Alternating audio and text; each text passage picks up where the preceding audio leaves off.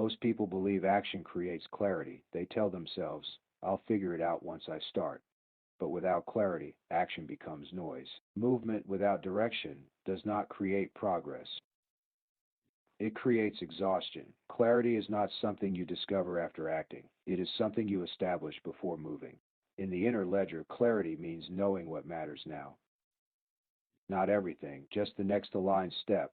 When clarity is absent, the mind fills the gap with urgency. Urgency feels productive, but it is rarely effective. True clarity is quiet. It does not rush. It does not argue. It simplifies. Clarity removes options that do not serve the moment.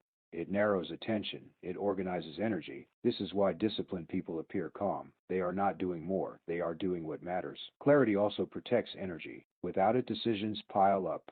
With it, decisions disappear. You no longer ask, should I? You already know this is not rigidity. It is alignment. Clarity allows action to be clean. When action is clean, results compound. If you feel stuck, do not push harder.